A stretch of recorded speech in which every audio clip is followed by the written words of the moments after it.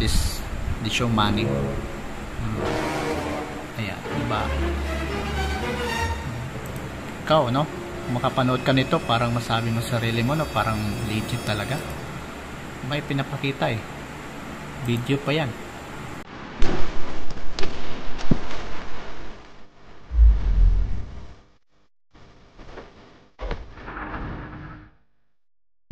Yo, what's up guys? Welcome back to Ken's TV. Ayan, so as you can see, no? Dito sa taas. Ayan. So guys, no? In this video, hindi po ako gawa ng tutorial, no? But I just want to make a video for awareness. Okay? Especially sa ating mga kaibigan dyan na babad sa Facebook. Okay? It is about parang online scamming, no? Through this platform na Facebook. Ayan. So guys, no, ito po si Lilian Diana Moy. Okay, meron po akong i-reveal sa inyo, no? Disclaimer lang. Okay, disclaimer lang po. I'm not blaming her, no? Itong tao na to na she's a scammer. But what I'm trying to say is, someone uses her name and creating dummy accounts, okay, like this, no, para mang-scam ng tao. So, ipakita ko po sa inyo yung conversation namin. Alright? So, ayan. Okay, so, ayan, May 6, 2024, she started to say hello, no? And reply ko, hi ma'am, thanks for confirming my friend request. Ayan, yun po yung una, no? Which country you are from? Ayan, I'm from Canada, currently in Ukraine. Okay, as military nurse here in Ukraine. Ito pong complete name. Okay, Lilian Diana Moy. Okay, what's your name? Sinagot ko naman po yung name ko, yung trabaho ko. Ayan. So, sinabi niya, 24 years old siya. How old are you? Ayan. Okay, meron siya mga blurring words. Something dyan. Ang trabaho ko. Okay. So, ayan, yung mga history niya, no? Hindi ko na basta something na siya ay isang military nurse.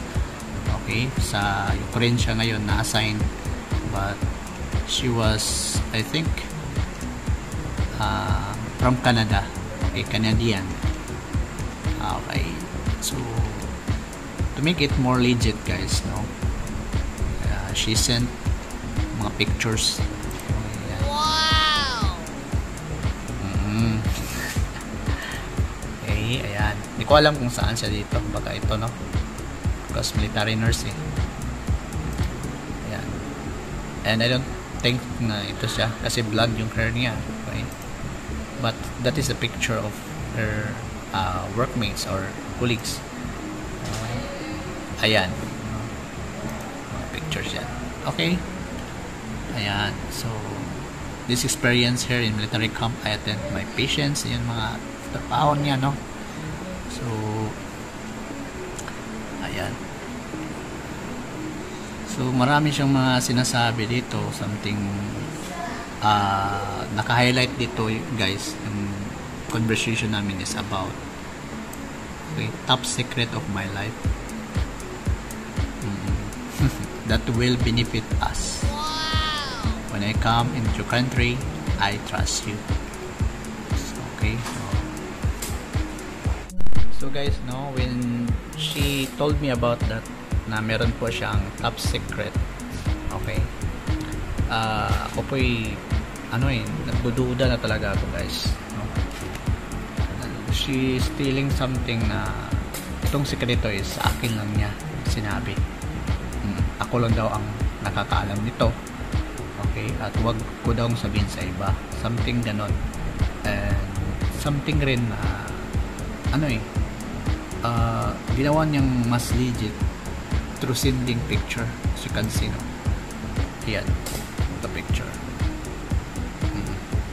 Parang totoo, guys, yung picture. Okay, let's make it ano, ayan, bigger.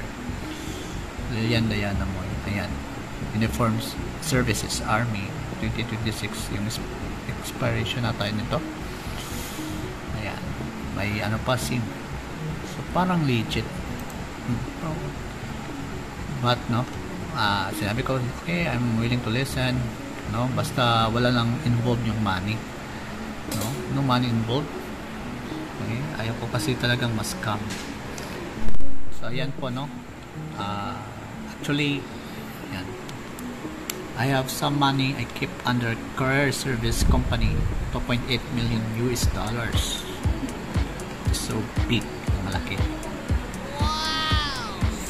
Okay, so ang 1 peso is $57.50. Ayan. So 2.8 million. Okay. Alright, 2.8 million times 7.50. Wow, that is 161 million. Oh no! Grabe. At ng mga pangarap ko, guys, ay matutupad. 100 millions. Sobra pa. Okay, yun. Ayan pong prof. Ayan. So, ito po. Ayan. That is the show money. Ayan, diba? Ikaw, no? Kung makapanood ka nito, parang masabi mo sa sarili mo, no? Parang legit talaga. May pinapakita eh. Video pa yan. Diba? No? Ayan. So, ayan guys. So, ako, no? Sagot ko lang po sa kanya is, ito. No? I appreciate your confiding me, but handling such a large of money is beyond my capabilities. Have you considered consulting financial advisor or legal expert for assistance with this matter? Sabi ko sa kanya, no? Kasi hindi ko kaya yan eh, no? Napakalaki. Maamla tayo, no? So sabi niya na sa Ukraine daw, no? Tagalogin ko na lang, yung as a military nurse po, kung yung bank is not working here, no? That is the reason na isi-send daw niya kasi hindi, wala daw ang bank doon, no? So I don't want the money to stay here at military camp, no? Napaka-imposible, guys, no? Pwede ba yun, no? Yung money or yung sweldo mo, no? For how many years na nasa service ka, ay tatago mo lang, no? Di ba? Nakakatakot. Itago mo lang, baka mawala, di ba? Sabi ko naman sa kanya na honestly, Miss Diana, I don't have any money to claim it, no? Baka mayroong charge eh. Sabi ko sa kanya, wala akong pera, no? Para i-claim yan. Kasi I'm for sure, no? This is the modus, no? Sa mga scammer, yung merong, di ba? Merong ibibigay sa'yo or i-send na money, then ikaw yung magbabayad ng service fee, di ba? So sabi niya dito, okay, ayan, sabi niya sincere siya, ganyan, kita niya honest daw ako, ganyan. So maraming flowering, no? I'm going to send you my money through FedEx company, no? It's the most trusted and reliable company in the whole world. Wow! Ganun ba? So, I don't have any experience on this matter, ma'am, and again, I don't have enough money to pay any charges on this transaction. It is a large sum of money, no? You're not going to pay large sum of money, no? You're just going to pay 5,000 Philippine peso so that they will deliver my money to you. Huh? Yun sabi, go and browse, no? Sabi pa niya, ganun. So, sabi ko sa kanya, no?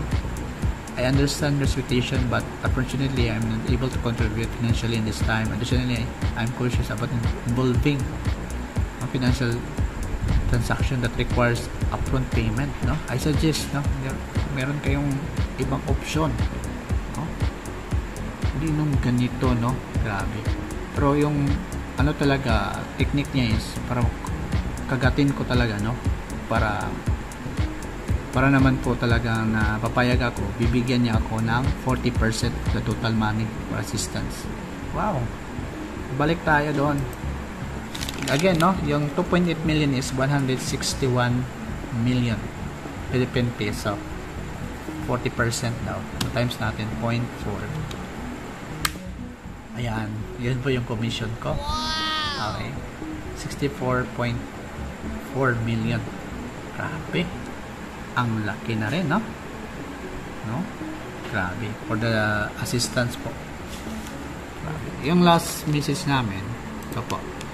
Okay, there's a rule, ma'am. If someone is sending you money and they agreed to cover the shipping cost, ikaw na magbabayad, ma'am. Okay? Laki naman ang pera mo, di ba? Ako pa yung magbabayad. No? Sabi ko sa inyo, ikaw yung magbabayad, ma'am. Kasi wala po talaga akong pera or budget para dito. So, as you can see guys, no, hindi ko na po siya na video call kasi alas 12 na to eh. Balik tayo, no? 11:24. Good precision namin nag-stop, no? 12:13 AM. So, alas 12 na po. Grabe. Antok na ako, guys. Many times ako nagsabi dito rin na antok na ako, no? Sabi ko, ma'am, antok na ako, ma'am. Good night, no? Nag-good night pa ako dito. Okay, ma'am, good night, good night. Pero, grabe yung saksakan ng mga messages niya. And I think, no, ito ay parang scripted na rin to. Parang meron na ito ng mga script. And it is sad, no, kung ang gumawa nito is may Filipino lang rin na ginamit ito. Okay, kung may tatanong na rin nyo, meron bang other account? No? Meron po ang page, no? Ito po page. Ito po yung friend kami dito. Ito po yung page, no? See all. Ayan. Meron pa ang isang page. Okay, meron mga dami accounts. Ginagamit talaga yung pangalan niya.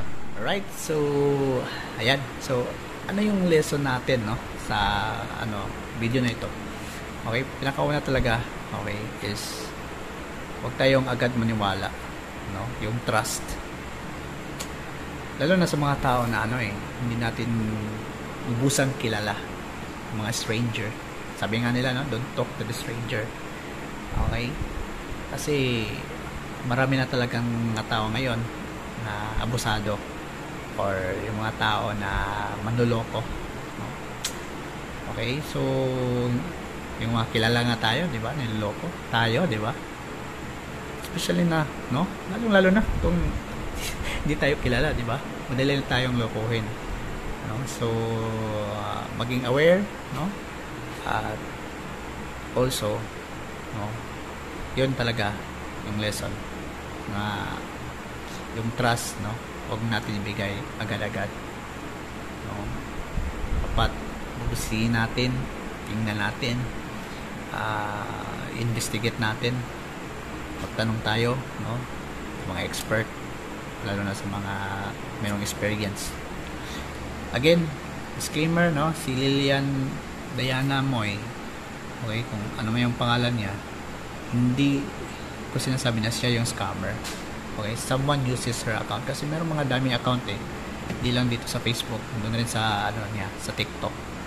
Okay, so yun lang po. Maraming salamat and don't forget to like and subscribe Ken's TV. Bye bye.